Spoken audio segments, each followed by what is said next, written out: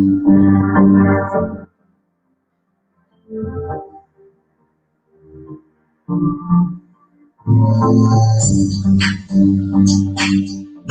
talk today with Jose Buse. How's everybody going? How's everybody doing? Alexei, thank you, buddy. In there today, we're talking business. Today, we're going to be doing a great thing with a great host, a great person that we've been able to invite. Let me cancel out the YouTube because it's giving us the echo and the feedback. Let me close our YouTube here. Give me 1 second. And we are on live, a business talk with Jose Buse today, Tuesday at 8 p.m. A couple of updates. Today we have a great person visiting our channel. Somebody who I met at Somos Mas. Somos Mas is the biggest political group outside of Cuba, a worldwide political group of people who obviously want to end the dictatorship. But today we're talking business, Cuban American style. We're going to honestly talk about how to start a business. What are the do's and don'ts? What are to get in place? We're also going to talk about how to account, what to keep for taxes related. How is COVID impacting businesses right now? In Florida now with minimum wage, how is that going to impact small businesses and other sorts of things like that? So our host is coming. I keep saying our host because she's really going to host when she comes in. But it's a great person that I have met that has a lot of insight and great information on these topics. She is very known in her community. So I'll let her talk about herself when when she's on. But I've always just to give some updates on what we're doing in our channel tonight. Is English tonight, so Tuesday nights we're probably going to do English, and probably no, that's the plan, to do English on Tuesday nights, and then Saturdays we're going to do our Spanish version. Like I said, this channel is going to be about empowerment. It's about making people feel confident, about getting people to get the reins of their lives and just go for things and start creating and start making things happen. So that's what we're here for. And I have a great guest today, and then that is going to talk about finances. Is going to talk about how to start for small businesses. We're all going to open it up to those folks who want to come in and talk. A lot of my demographics right now on the channel are Cuban Americans from around the world, and that's a great thing. And we want to tell a story in English, but also obviously want to invite any of you newcomers to the channel to also come visit. Later on in the channel, I put a link to join and to come and kind of give you 2 cents about the topic. Today is business talk. Tomorrow it could be, it could be anywhere from, what is the UN doing? And it could be international politics and geopolitics. And then the next day we can be talking about, a local politic issue in the state of Florida. We're gonna be talking about the elections. We've talked about pretty much every topic in general you can think of. Sometimes it's freestyle, and we just think, it's open mic, and everybody just brings a topic. I got a lot of partners of YouTubers to thank. They typically are in Spanish channels, but I got to thank, obviously, Temas de los Locos, which in English, if I translate that name, it would be kind of like something like Random Topics. And that's the channel of his name. Later on, I'm going to share with you. Then also, obviously, El Mundo de Darwin, which is Darwin's World. He's in Canada, and he has subtitles in all his videos. And he talks about a lot about the Cuban struggle and what to do to make Cuba a democracy. Obviously, I'm going to talk about Somos Mas Monday nights in English. In fact, let me put that link up so some of you can see it. I think it's worth it. Let's see over here. No, there we're here. All right, Somos Mas. I think I have it right there. Somos Mas, like I said, is the biggest political party outside of Cuba, of Cubans that want to help end the dictatorship and create democracy. There is the Facebook link. All you got to put is just Somos Mas Cuba, or you can put that Somos Mas with the plus sign, the Somos with the plus sign, and you get the same result. So we got that going too. Let me see the comments. Let me see who's joining. Let me see who's kind of joining the channel so I can say some highs and hellos real quick. Alexei, I kind of said hi already to you, brother.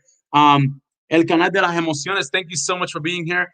Another great channel. It's the channel of emotions.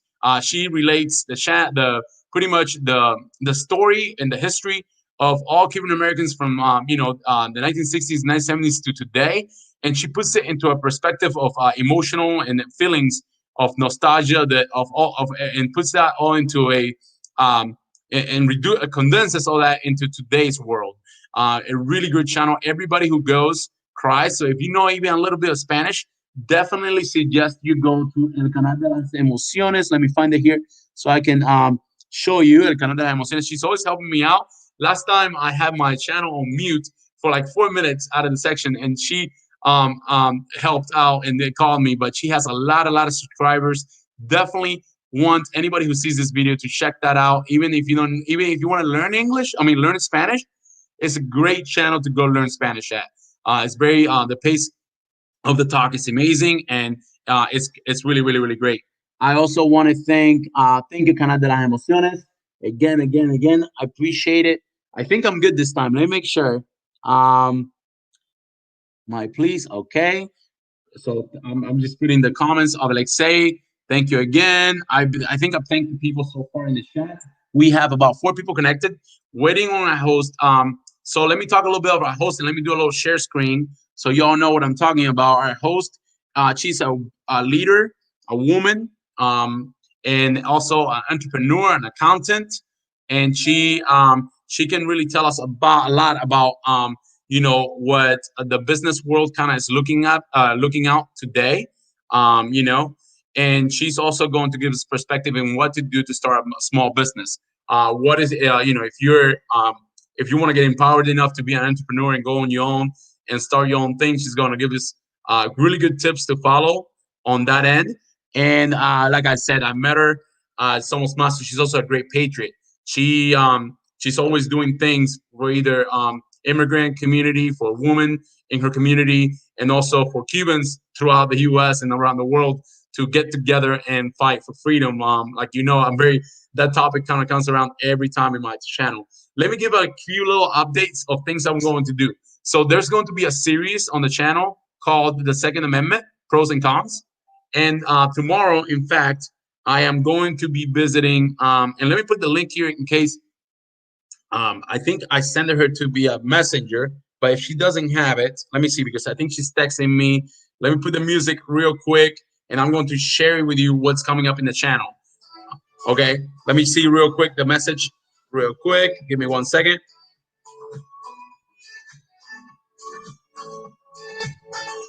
Index.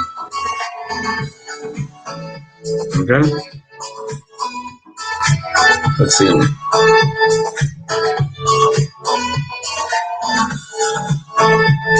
Messenger.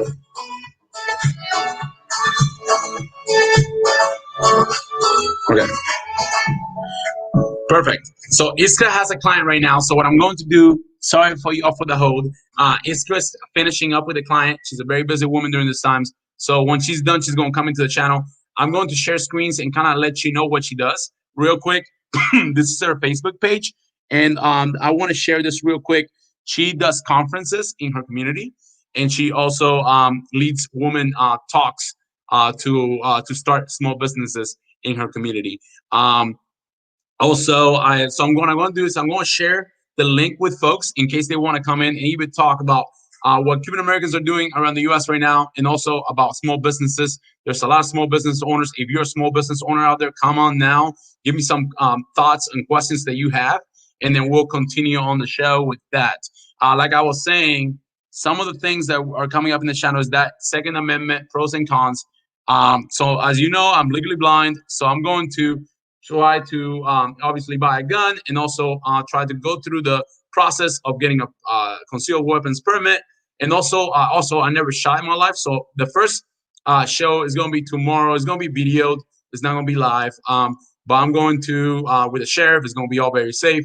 That I know a friend of ours that I'm going to be able to go and start learn how to shoot with. So it's going to be an interesting little experiment. I think social experiment to kind of weigh the pros and cons of the Second Amendment, and also to obviously see all the limits that there is, and then see all the freedoms it also provides. And it's going to be a great thing for me to be able to interact with many of you. Let me put the link out in case any of you want to come in and talk about businesses. I was planning to do the link of Talking Business with you guys later. But since Iskra is finishing up with the client, I'm going to do it. And let me see. Give me 1 second. I can't copy this link now. So I can give you guys the link real quick. I think I got it. So if I can get you, I'm gonna put the link down in case anybody is brave enough and coming here and talk about business. I don't have a small business myself, but I have a family member. A parent of mine is a business owner. So uh, because I'm the English speaker in the house, I get to help a lot with that. So projects. Okay. Let me put the link, and I put that page of Somos Mas because Monday nights there is a live in English all the time. So I highly recommend you checking it out. Canal de las Emociones, like I said, it's a great channel for you to check out. Also, I want to recommend all the other channels from let's see, so many channels that help me out. Abraham Rivera, but that's more a US channel. But the if you're learning again, if you want to learn Spanish, those are great channels to put it on. And I'm going to share them later, a little later on. I'm going to put their name of their channels in there. I put the link out in case anybody wants to come in and start business with me. Let me change the link here. Okay, let's do business talk. Perfect. All right, so Mos, and let's do business talk. Let's see. There you go. All right, so business talk again. Perfect. Why do I wanted to do business talk, and why do we wanted to bring this topic on today? Because two things. I've always get questions. I'm going to start interviewing in my community, Cuban American business owners, how they started, what they started with, and how they are, and how they're able to lift up their business from zero, from scratch. And we're going to do that. So and then also, so I wanted to have an accountant to kind of gonna give us the X's and O's of of the things by the book, and then we're going to have actual business owners come on here and kind of give us a perspective of what it takes to do it in the real life, out in the in the field, out in whether it's a restaurant, whether it is a trucking business, whether it is any other type of business. So that's why we're having business talk today. And also, it's very important because when many Cubans leave Cuba, they automatically their goal or their dream to achieve, their American dream or wherever they're at in the world, their dream, so many times is to make their own business, and that's because it's really hard to have a business in Cuba, and that all that anxiety is suppressed of all the people that wanted to have something of their own and we're not able to. So since all that energy is pumped up, they just come on and they basically decide to do it here in freedom. So I'm waiting for Iskra to finish with the client. This is also another thing I wanted to bring in the channel. I'm doing the Second Amendment series where we're going to do the experiment with the Second Amendment. And then we're also going to do another series, which is, how to do networking. And networking could be, depending on what you're doing, it could be business networking, it could be community networking, it could also be maybe, if you're in the medical field, you need to do networking in order to know, the advances in your field, and also how to move on from hospital or clinic to clinic. So we're going to do a series on networking, how to join a club, what clubs work out for people. So once I'm able, and COVID has honestly really impacted. When I started the channel, it was during COVID times, and part of my plan was to do this a lot of these things, out in public, so you can see how it really works in person, and how if I can do it, anyone can do it, right? So I wanted to show you that, and because of COVID, every networking place like clubs and churches and community events are all canceled or very restricted. So many of that stuff is not available, and many of that stuff and forums are not, resourceful for me to go videotape right now. People don't want to have a lot of one-on-ones, even appointments. Some of the things I wanted to show you how democracy works and transparency of government and all those things that I've been talking about for like a month and a half now since I started the channel. They're not being able to, they have not happened because For example, when I try to set up a meeting to meet with somebody in my off time, they're never available, and they're saying, "Well, we got this COVID regulations. We're doing less appointments now." So there's always an excuse. Let me keep saying hi and see what people are saying. Let's see. So Alexei says, I need more time to learn more English and lose my fear of English. Come on, man. There's no fear of English. We're in place. This is a learning environment. This is a empowerment environment. We're all friends here. And just wait. Like tomorrow, I'm gonna have some gringos, some Americans with the Second Amendment issue, and that's gonna be fun. That's gonna be them trying to communicate in their videos to you guys, to my Spanish audience. So that's going to be very interesting too, and I'm stoked to see that. Part of the problem with the channel is that when I started, I was never on social media. I only had a one Facebook account, and in that Facebook account, I only had around my family, friends, and maybe a very very few amount of friends from back in school, from back high school and middle school, and that's it. And then I decided to open up a YouTube channel and go all media, where now I have Twitter, Instagram, Facebook, and the problem was I didn't have any of this web, any of this networking platforms. So I'm building everything from scratch, from zero. So everything you see is really from zero. I had no I would go on Facebook before I opened my YouTube channel, maybe once a week. And it was just to make sure the family was still alive. The family, I hadn't seen for a while. The people I was not, in touch with for a while. And then now I'm like on it like every day, and I'm definitely changed that. So anyway, that's my little story of why the channel. Oh, and I have prizes. So we're going to have prizes. Temas a lo loco offered to help this channel and collaborate with this channel in prizes. There's doing so that we're going to do like I guess he said that we would do like prizes for both channels. So when I reach at 500 and when he reaches 1500, there's going to be prizes. So we're at 435, so we're only like 65 away from I think a $50 prize. And then also, but most importantly, in Spanish, we're going to I'm going to try to save up some money and start doing what's something called recargas, which is phone. We're like putting money into people's phones in Cuba so they can communicate and use the internet.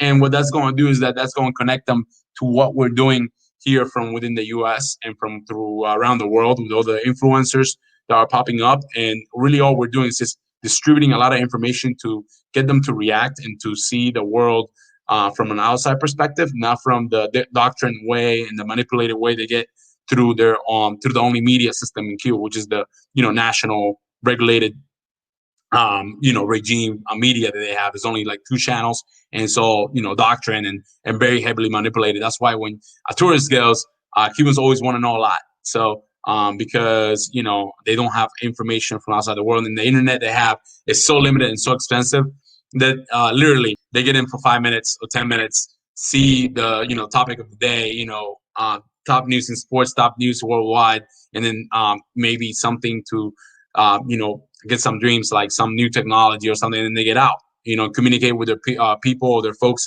outside of Cuba, and then they go back to their to their normal life. So we got those initiatives going on. There's also a channel in Spain called Calito Madrid, so I also wanted to obviously give them. So Alexei, there's nothing to fear, brother. Anytime, come in.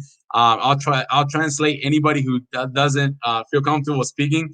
I'll translate anything. I was talking to a family member of mine who has his own business, and he was very skittish of coming in too, because he didn't want to sound like a fool. He wanted to sound very smart about what he does. And the thing is, he is obviously smart because he's very successful at his business, but the language is a barrier. And hopefully, one of the things this channel does is get people motivated to mingle with the language. And I'm here to translate. I'm here to make it happen. I'm here to be a bridge. So no big deal there. Let me make sure the link went up. Okay, perfect. Okay, perfect. The link is up. How you doing, JC Sanchez? How you doing? Thank you for the hands up there. I appreciate you. Let's see any other topics. Where is Iskra? Iskra is coming, Alexei. She's with a client. Apparently, It went overtime, and they're still dealing through some finances and some stuff. So, Iska's not here yet. But in the meantime, I'll talk about small business and about what we got going on. And also, I'm going to share screen. I forgot to tell you guys, I'm going to share screen and show you some things that I wanted to show you. Um, Hi, how you doing? How you doing? George Paul, I appreciate you being there. Let me share screen real quick so you know who our host is. And give me 1 second. Let's see. Let's see if I can share screen. Give me some patience, y'all. I'm learning how to use the system. So let's see if I can share screen and actually you let me know if you can see. I'm going to share screen her page so you know who are invite to the live is today. Um, let's see if I find it. It's over here. Perfect.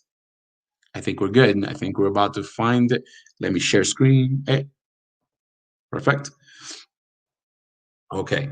So I'm going to share the screen real quick. I'm going to show. Erase it. No. So that's who's speaking to us today. Business Resiliency. She does forums all the time. Is Iskra Perez Salcedo. She is a great businesswoman, somebody who's going to teach us today about business. So I hope that you all, as soon as we're able to have her, we're going to really enjoy what she has to share and what she's going to bring to the table for us. So it's going to be a great discussion, I'm sure.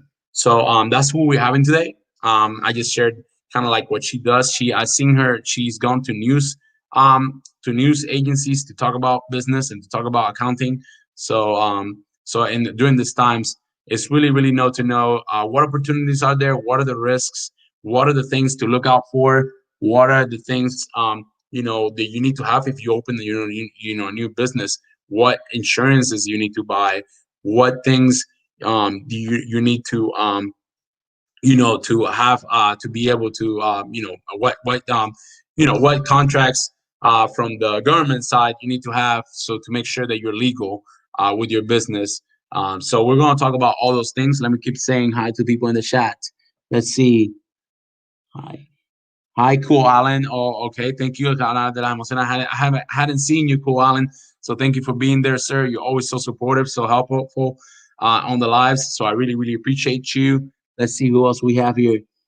Planeta Encantado, always supporting. I love you so much for supporting everybody on these platforms. It's heavily needed. So thank you for being there. And then Maria Rodriguez, also always helping, always there.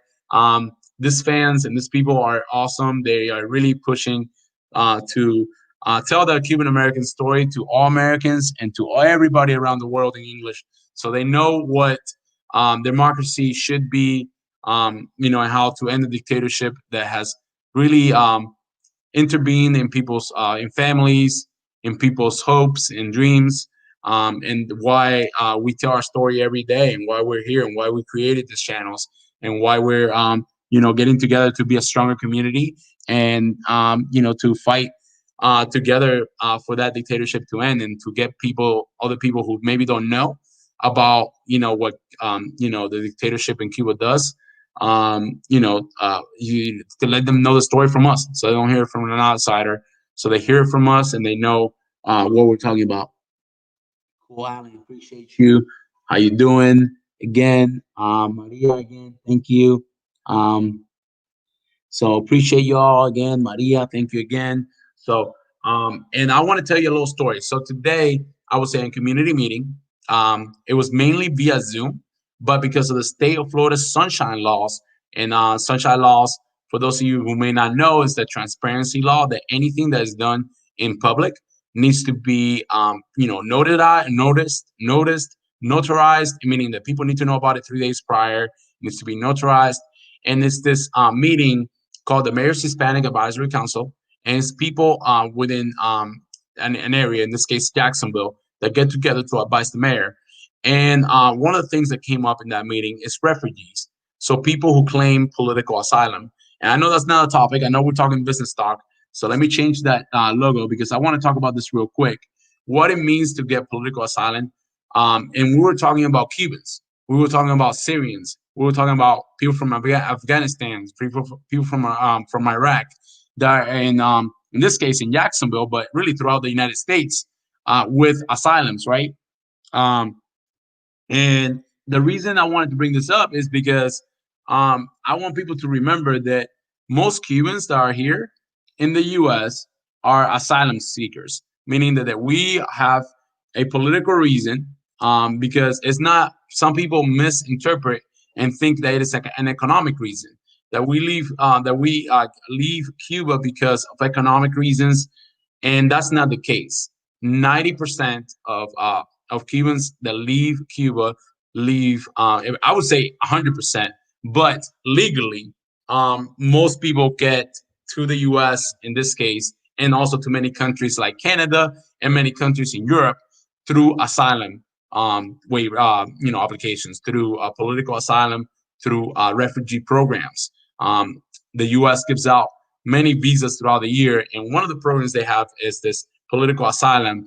And in this case, we were talking about the communities within the city of Jacksonville, the Cuban community, the Syrian from Syria community, and and also the Afghanistani community, the Iraqi community. So all these countries that face a lot of political turnover and a lot of political um, uh, distress in their countries, and are able to come to what's America and the freedom of America, through an asylum. So why we were talking about them, because we were trying to find ways as a community to get them integrated, to get them to come acclimatize or come in customs with their new world, a new nation, a new language, a new system of government, a new way of police treatment. And in fact, we had an officer from the International Affairs Police here in Jacksonville. It's a unit that's just put in for that. I think we have our guests. But anyway, let me finish the story real quick. Iskra, and then let me introduce you. Thank you so much, because I know you're super busy. So to finish the story, we were honestly just figuring out ways of getting people engaged with their police system, with their legal agencies to help them with documents, and that's part of integration. And for all those that may not know, we're Cubans. Most of us are political asylum seekers, and that's why we're here legally, is because of the political situation in Cuba. But with all that aside, I'm finally, let's go back to business talk, because I have a patriot, a woman that in her community is a leader, as a in women issues and business issues, business topics, and also in the she defends the immigrant community. She's also part of Somos Mas. She's an integral part of Somos Mas, which I kind of explain what it is, and I'm going to put it. So let me put this again. And with all further ado, let me introduce Iskra Perez Salcedo. Thank you so much, Iskra, for being here today. I'm sorry that I took up your time. Oh, no, no, no. I apologize for being a little bit behind schedule here. No, thank you so much. It's part of being in business, isn't it? I had a client that needed some things tonight, and this is what I do. I service my clients. That is awesome. Yeah, and I told everybody that was what's going on. Iskra, you're very accomplished. But can you tell us a little bit about yourself, where you're from, where you're currently at, and what you do? Well, first of all, thank you, Jose, for having me tonight, and I want to say hello to your audience. Thank you, everybody, for having me speak here tonight. Well, I am Cuban. Actually, I was born in Cuba, and I came to the United States when I was 9 years old through the Mariel boat raft in the 1980s, and I came directly to Miami, Florida in the 80s. And we actually only lived in Florida for 8 months. And then we moved to California. We moved to Los Angeles, California. And we lived in Los Angeles, California for 4 years. And then we moved back to Florida. And I lived in Florida for most of my adult life. I lived in Florida up until 8 years ago when my husband, I remarried about 12 years ago. And my new husband got a job here in Boeing that had relocated a new plant here in South Carolina, Charleston, South Carolina. And so our entire family relocated up, here in the Carolinas. We are in Charleston, South Carolina, and we've been here ever since.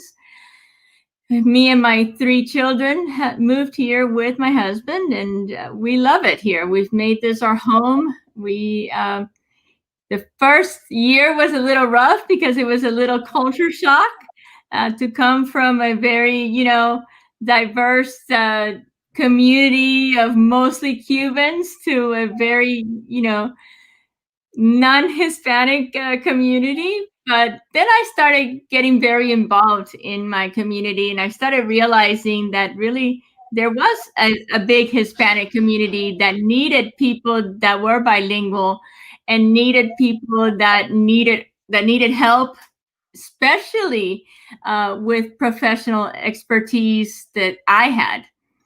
And they actually, I was in corporate accounting. Most of my life was spent in corporate accounting. I was in a corporate manager, CFO. I had many different titles, auditors, financial administrator in Florida. But here, I was in when I went to church one day, and I went to evangelize at an immigration farm, and immigration. They have these set up these Migrant communities. migrant communities. Yes, and we went there to evangelize with the church. And after our service, the guys, put me aside and they said, aren't you an accountant? And I said, yes, I'm an accountant. And they said to me, do you think you can help us with our taxes? And I said, well, I do taxes, but I don't do them, for a living. That's not the type of accountant that I am. I actually am an accountant for a company. And they said to me, but do you know how to do them? I said, yes, of course I know how to do taxes. It's just that that's not my, that's not what I do. I do them and I know how to do them and I studied that, but it's not what I do for a living. And they said, well, but we need help because, last year, these people came and they took all of our information and they took our money and they charged us a lot of money. And then they were supposed to give us refunds. And then they left and we can't find them anywhere. Wow. And I was like, oh my God. I said, okay, what time do you need me to come in tomorrow? Wow. So they had a community kitchen, and that's where I set up shop the next day. And that's where IPS was born. That's impressive. And what's IPS? And tell us more about that. So IPS Accounting Services is actually my accounting firm, and that's how it was born. It was born in an immigration camp, basically.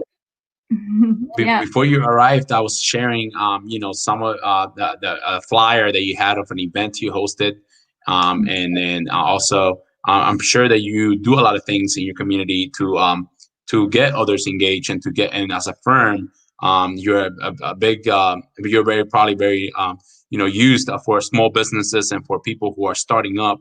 And do you do forums? I also saw some pictures of you at a news organization or the news channel or something.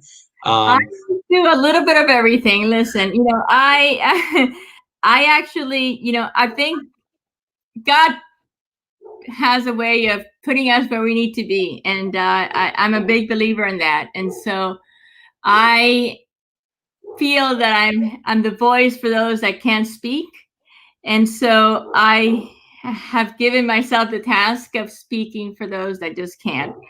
So above and beyond the, the information side, that's why I added actually consulting to my firm, because originally it was IPS accounting, but I added the consulting because a lot of what I do is basically education. I educate people. I like to educate not just my clients, but my community. I like people to be educated, because especially the Hispanics, we need to be educated in with our finances, because we don't have that background. When we come to the United States, we don't know the laws. We don't know anything about accounting, and a lot of us we've never dealt with budgeting. We don't know anything about savings money. We don't know a lot of the things that we need to be doing here to actually get ahead in this country. So that's what I do. And I love it. I'm super honored and thankful that you're taking the time to come by, because this channel, in many parts, I want it to be an empowering channel, something that empowers people and that tells people that anything is possible as long as they set their mind to, whether they're immigrants, or whether they're just people who just want to do more with their lives. And I actually met you at doing something that means a lot to both of us. But you have been a fearless fighter with them, and you being a leader, sending stuff with the border. You send there's a lot of people at the border right now, and you were critical in getting the assistance and a lot of help there. And you have a channel on Monday nights with Somos Mas. And I wanted to kind of, before we get into the business talk and into some of the questions I have on that, I wanted to give you again the thank you, and give you a lot of props for everything you do. I met you at this Somos Mas march in Washington, and from there on, I knew you were an amazing person and that you did amazing things. But then every time I turn the corner, I see you doing something useful, something to empower others. And that's why I highly suggest anybody to check out your shows on Mondays at 8 p.m. On Somos Mas, and there's the link, everybody. And I wanted you to tell me a little bit about that. What comes the passion of you getting into the fight for Cuba to have democracy, and for the end of dictatorship? Well, if I came from Cuba when I was 9 years old, Jose, and I was only a child. As a child, I really didn't understand what was happening around me. I actually didn't even know. My parents, they told us we were leaving, but I didn't understand that we were leaving for good. I had no idea. I was never going to be seeing my grandmother again. I was never going to be seeing my friends again. I had my stepfather, who was the father I knew when I was born. I didn't know my father. I didn't know my father until I was 6 years old. The man that I knew as my father was actually my stepfather. And when we left Cuba, I didn't know I was never going to see him again. But when we left, that was how it was. When we left, originally when you would leave, at the time we left in the 80s, you never knew when you were going to be able to go back. And my parents were aware of that, but we were too small to know, So at that time, to be honest with you, we were children. So I didn't have it in me to fight for freedom or any of what we're doing today. My parents, my mother never went back. She was very disappointed in everything that happened with the government and everything that they did to her, and I don't blame her. I've given my testimony about that in the past, and it's very hurtful. But with time, being in Miami, I grew up learning about everything that happens, and everything that the government did, everything that we went through, everything that my parents went through, obviously everything that our previous generations went through. And even though I didn't go through a lot of it, I did suffer some of it because I was in the mosquito for 3 days with my parents. They put us through a lot, as a child even. So, Yeah. but when once I became an adult, the older exile was already, at the low end. It wasn't as it was in the past. Things were not. I don't know. People were not doing the marches anymore. I know at some point, that was because the Cuban American Association was just not active as it used to be. So I wasn't as involved as I am now. My husband used to be very involved, on the Facebook and on the lives with Eliezer. He used to love just hearing him for about a year or two before we went to Washington. Actually, he had been following Eliezer for a long time, and I used to tell him, I used to say, why, who is this kid that you keep following around? And he's like, I like him. I like how he speaks. I like what the what his views on things. And he told me one time, he was diagnosed with cancer in January of that same year that we went to Washington, D.C. And he told me that year, he told me it was actually January, at the end of January when we went to Washington. He said to me that year, he said, I'm going to Washington. I'm going to go march. Wow. And I said, of course, we do whatever you want to do. And that's how I met. That was the first time I went and I met Eliezer the night before. And when I'm a person that I need to see you in person. I need to hear your thoughts and get to know you. And once I did that, I understood that this is what we needed to be doing. Absolutely. And yeah, and that haven't stopped ever since. Haven't stopped ever since. You're all wheels in, and like I said, you're doing a lot every time, every month. You have something going on, and that's why I put the page out there so people please follow and people just check it out. I think if you don't know about the Cuban cause, if you don't know about what Cubans outside of Cuba are doing, definitely follow Somos Más and Iskra and the channel there. I'm always in there being annoying, but it's part of being active and also participating.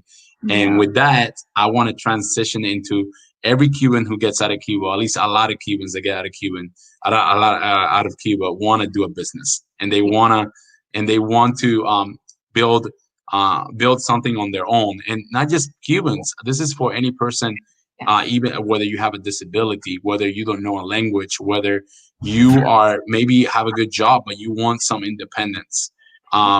I think that this is a great step. What typically when you hear or somebody wants to has an idea of a business, Iskra, and they come to you, what is the top things that you tell them? What are the main things they need to know?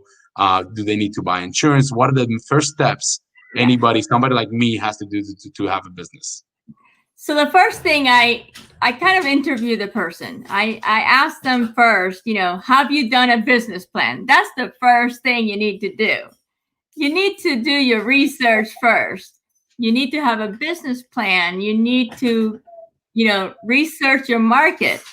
And a lot of us want to go into business and we don't know why. We can't just go into business just because you want to have a business,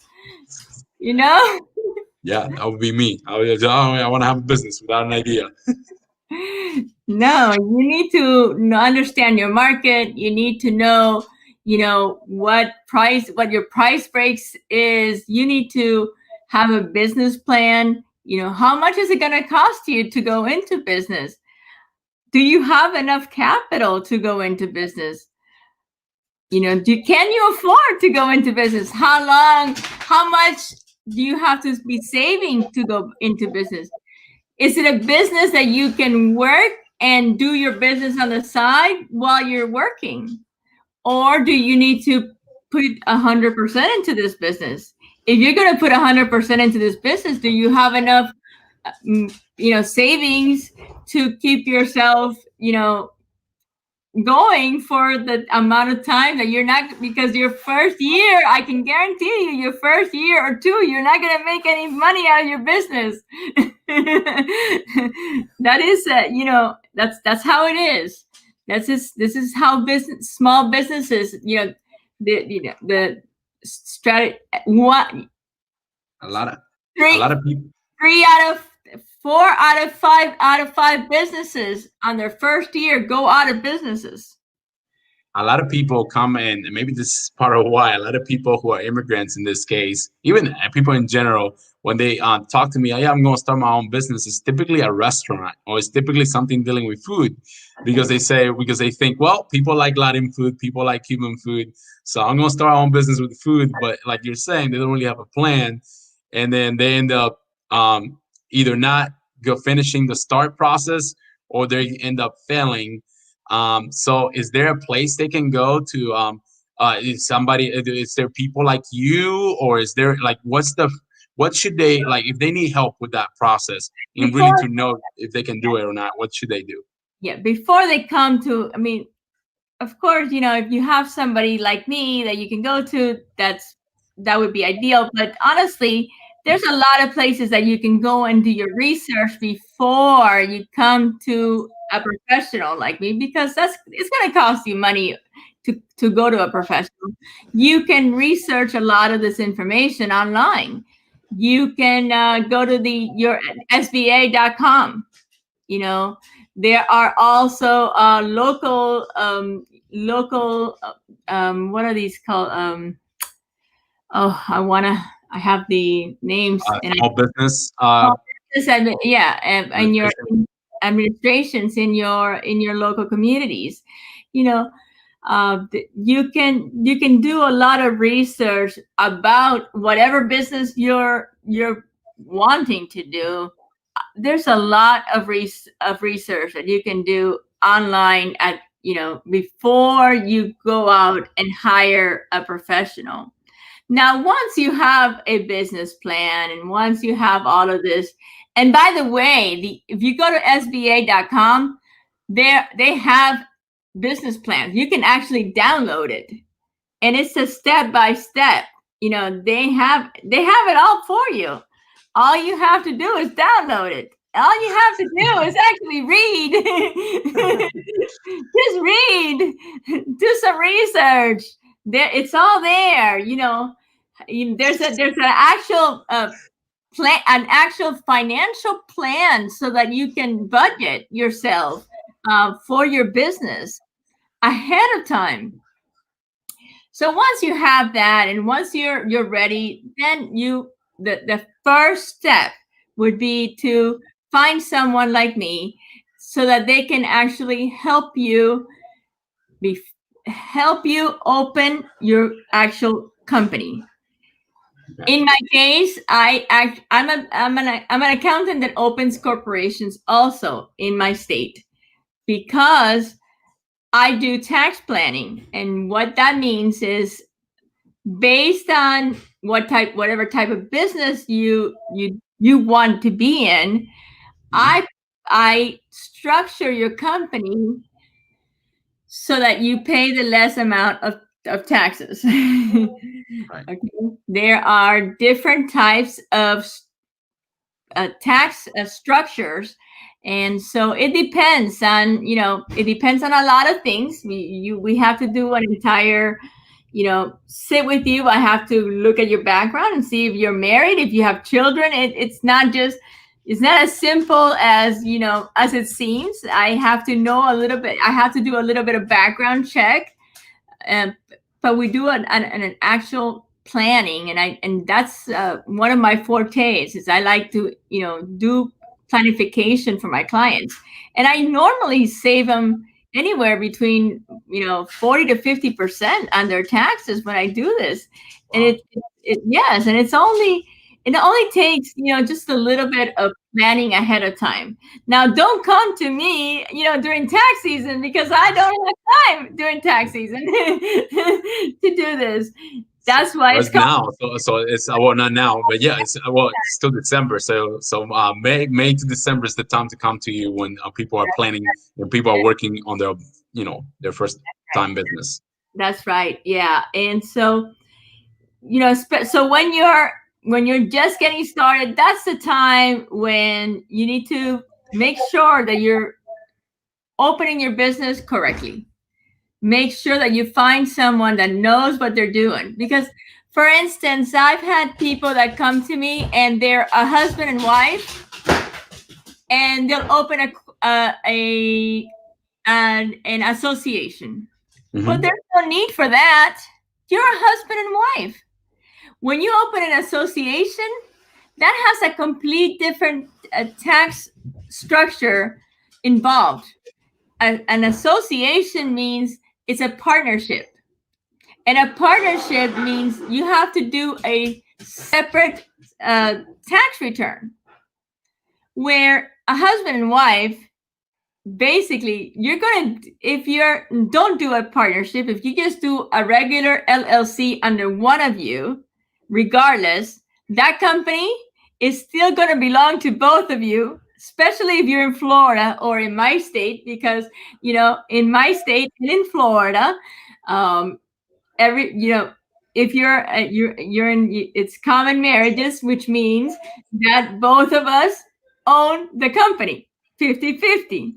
So there's no need to form a partnership, and there's no need for additional uh, tax returns or additional taxes to be involved in this. So it's don't you have to be sure that you go to someone that knows what they're doing, because it can cost you a lot of money if you don't. And a lot of people, well, I know Latin people, especially Cubans, we like to be in a pack. And I'm glad you brought up the wife and husband situation, because a lot of times it's really mom and pop shops or mom and pop businesses they want to do. So it's completely fine for them to have salaries and being that, even though they're married, for them to be together, and or even if they're not married, for them to be together in business, right? Yes, they can be together in business. Excuse me. But let's talk about the salary a minute. Because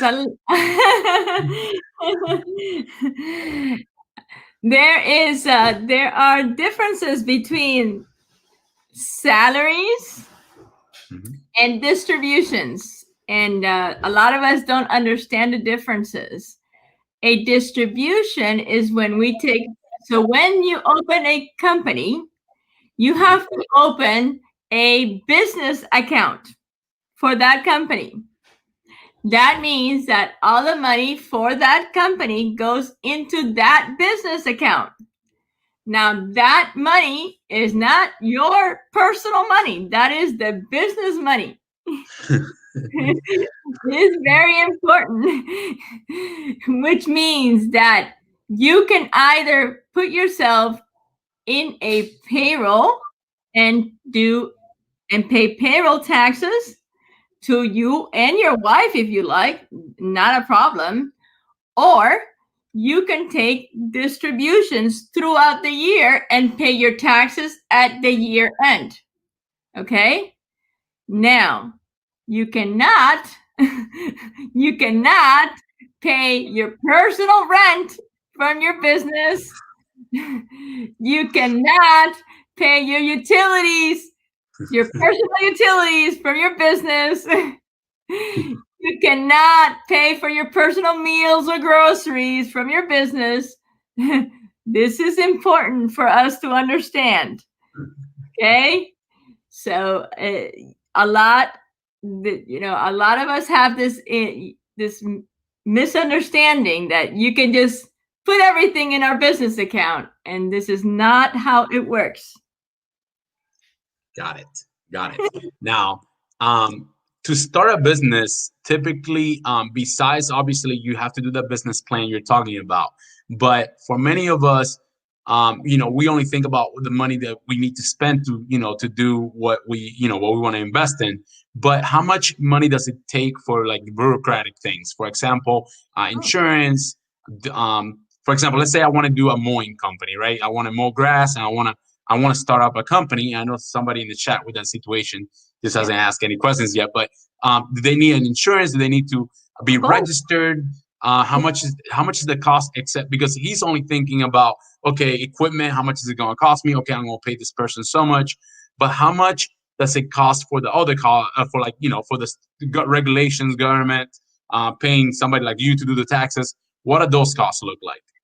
so it depends on on your state, and I mean, obviously, it depends. I don't know what state they're in, but each state differentiates. Every like Florida, for instance, your registration, you have annual registration, where that means that you have to actually file.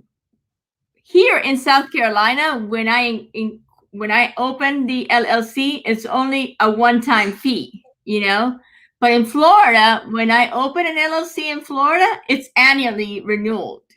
So you have to take that into consideration. And every state is a different fee. Also, you also have to take into consideration whatever city you're going to be working in. So let's say not where you live. I live in the city of Charleston, okay? In my state, I live in the city of Charleston. But if I want to work in Charleston, and if I want to work in North Charleston, and if I want to work in Somerville, these are three different cities, then I have to have a city license for each city I want to work in.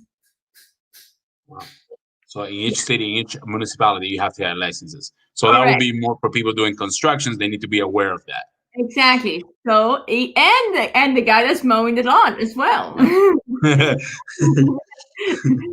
So, especially the trades and the people that move around a lot. Like in my case, I don't move around. I do all my work here in one location.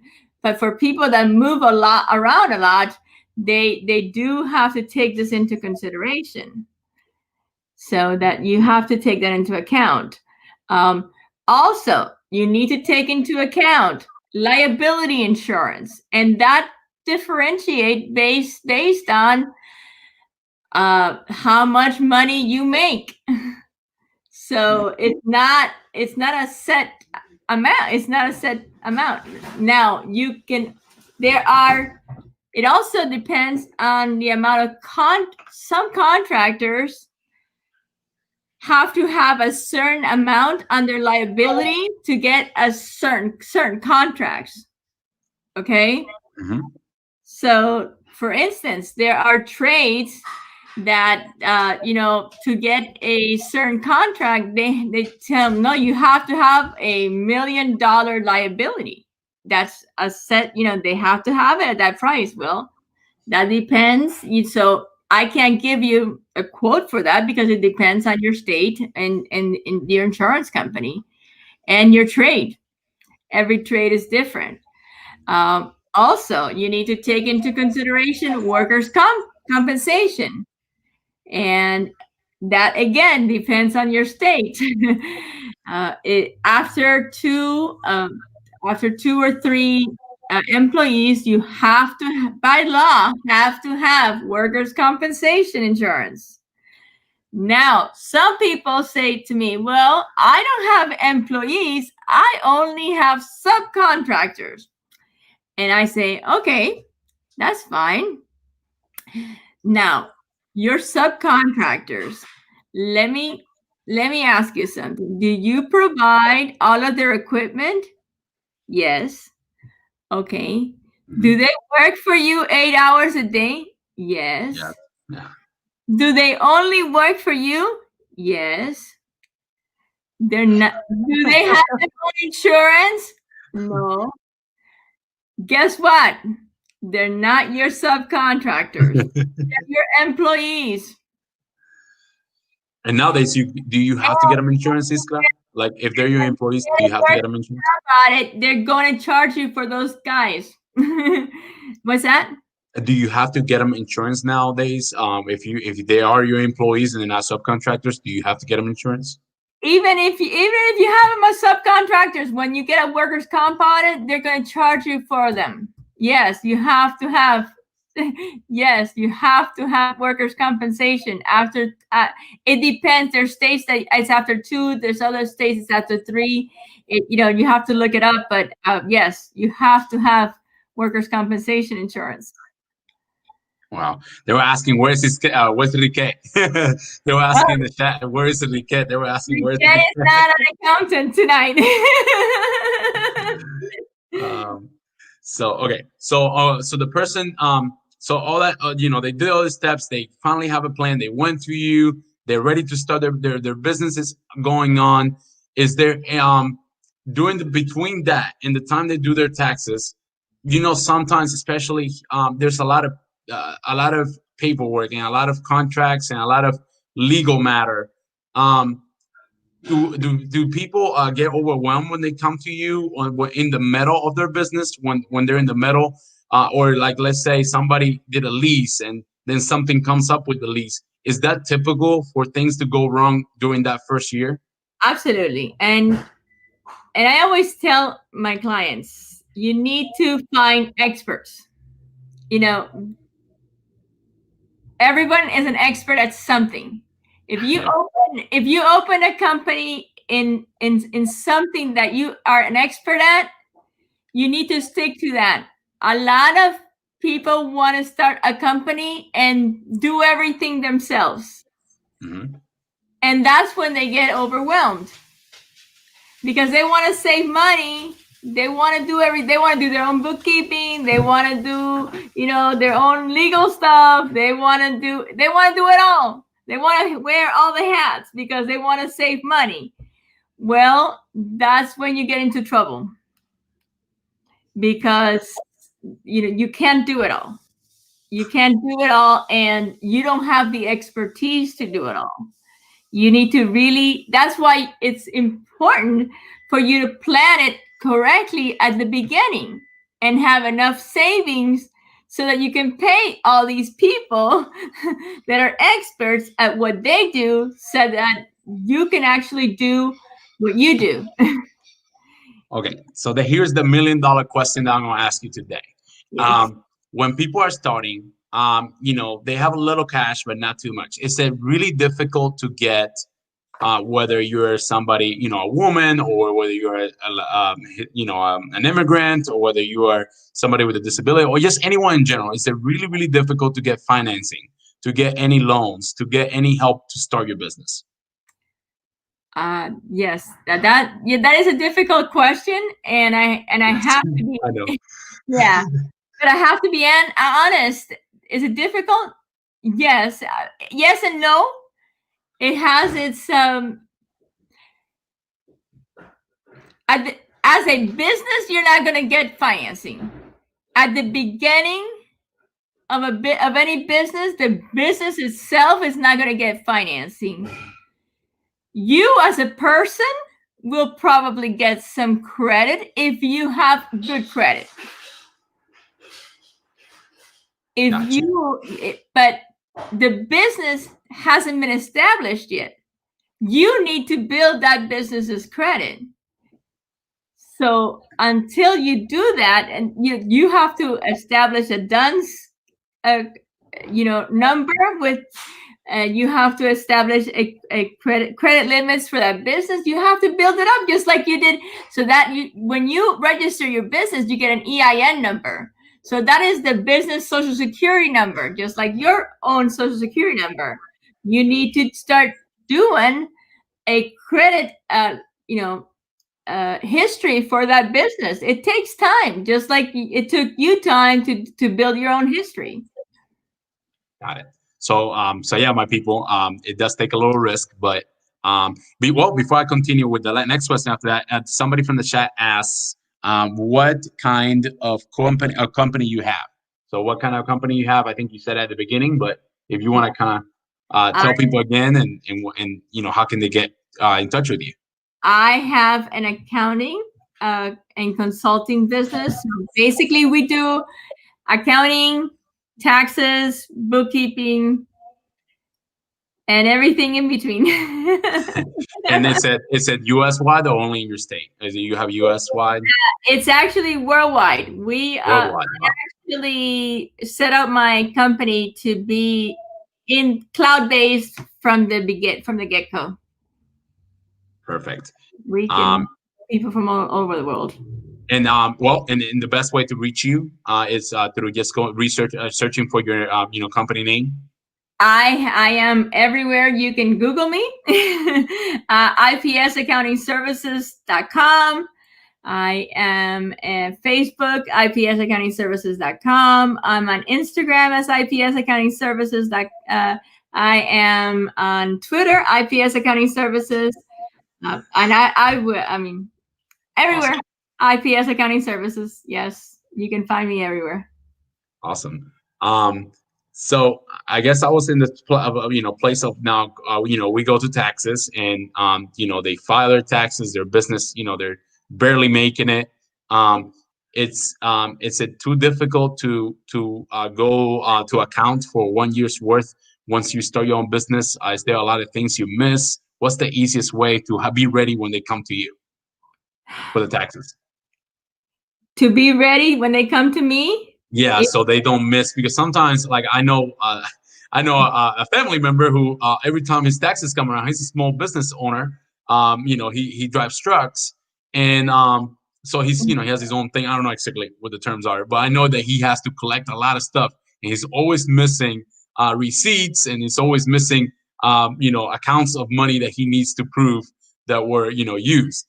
Right. So what can a small business owner do to make sure that they have what they need to let you do the magic and pay less in taxes?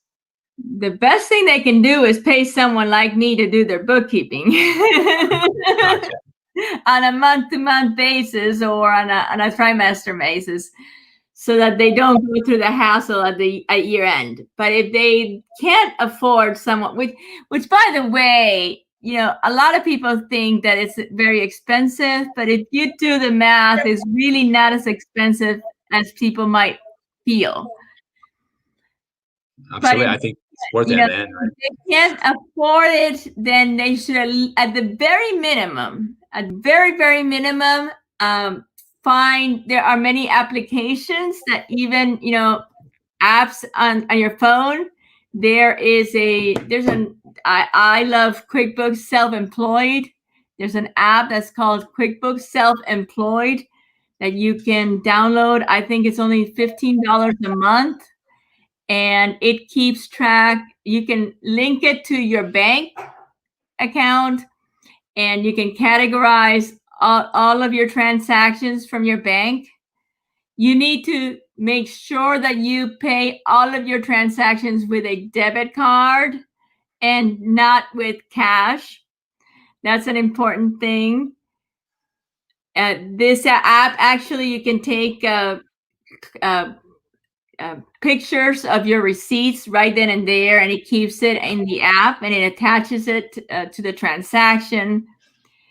It does a lot of things. It actually keeps your miles, keeps tracks of your miles, which is very important because the IRS is actually hammering down on those miles nowadays for self-employed. So at the very least, at least have that, and that's helpful. That is awesome. Doesn't And track. and then now I'm going to look to the future, and many people here in the chat, and I'm pretty sure that are going to see this video later on, maybe want to invest, maybe in Cuba once Cuba is finally has a democracy and has a legal system that backs up business.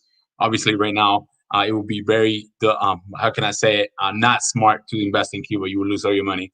But when that happens, do they need to report, like, how does that work with the US system? Because let's say an American says, you know what, I want to invest in Cuba and I want to put a business down there. Can you give us like a quick know how that would work? Yeah, of course I do. Yes, you have to report all income. You know, you will. I'm sure that you will have to do a tax return there, as you know, because you have a business there at some point. Because I have clients that have businesses internationally in South America, and then they have to report because they live here. So that yes, you have to report, even though it's a probably they if they live here or live there, they get some sort of break in one of the two, but you have to report in both places. Yes.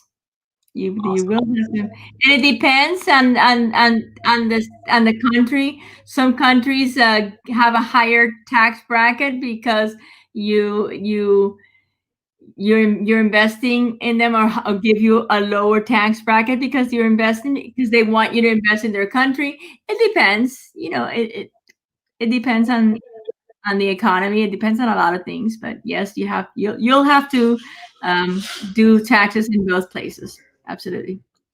Well, overall, I'm inspired to know that it's not. It doesn't sound terribly difficult. Obviously, there's a risk involved. It sounds like it's a lot of personal risk, but if you believe in doing a business, you should definitely do it. It sounds like the process, as long as you find a professional like Iskra, Yeah. and her consulting firm is ISP. No, yeah, IPS.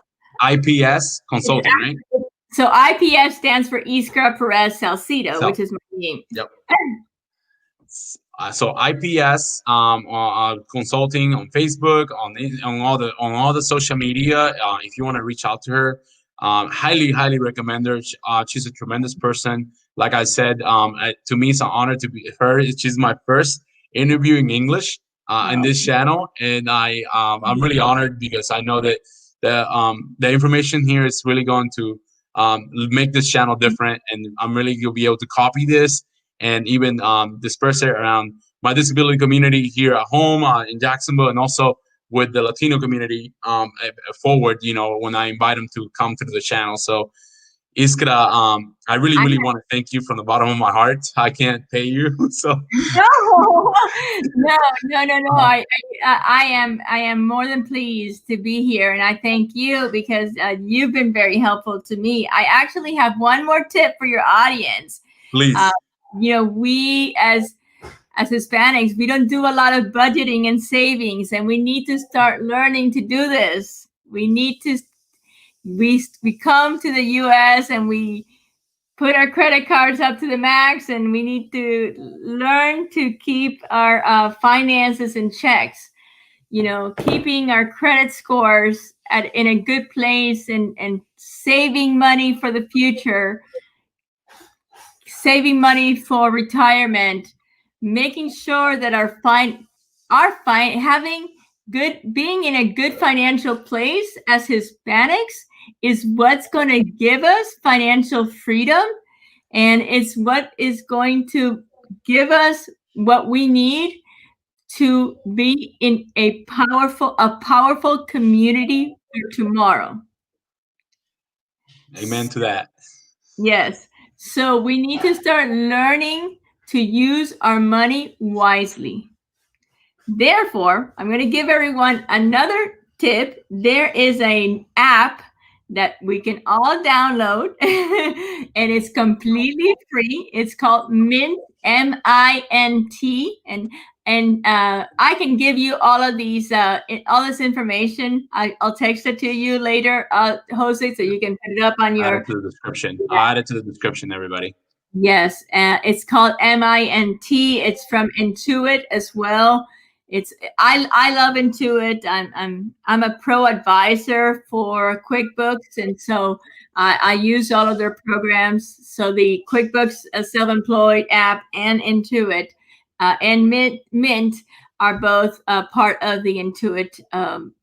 And I don't make any money from this, by the way. I don't sell these. Nobody pays me for this. This is free advertising.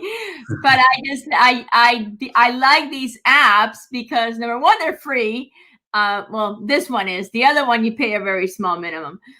This one is completely free, and it's very helpful. It helps us keep you put your budget for all of your monthly things. You can link your credit cards. You can link your investments.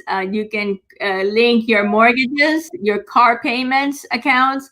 You can just basically all of your financial data into one place, and keep track of your finances. We need to start learning to keep track of our finances. If you don't see it, you don't know what's happening. Mm-hmm. So not in our personal and in our business. If you don't track it, you won't be able to know what's happening. A lot of people tell me, but I work and I work and I work and I don't see any money. Right? That doesn't. Yeah. Haven't you heard that before, Jose? All the time. Right? It happens to me. Exactly. Well, do you know, a lot of time it's because we don't keep our eye on the ball. We don't track it. We need to learn to track. You have to keep budgeting. You have to and look at it. It's being conscious and continuously looking at it every month. It's consistency. And that is something we're not very good at as Hispanics, but we need to start learning. That's what the Japanese do. And they do quite well. So we need to imitate that. That's right. Well, Iskra, again, I thank you so much. I put the link at the beginning, but I don't think that, I think people have kind of asked questions as they go along.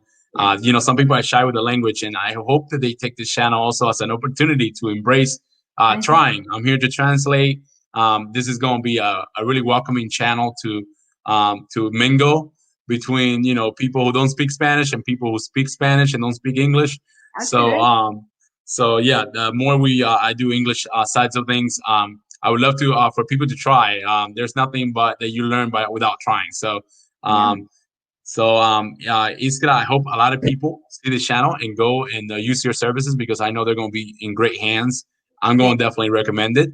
And I'll see you at Somos Mas on Monday nights at 8. And I thank you so much. I think your information is awesome. Any last thoughts or things you want to say to the people?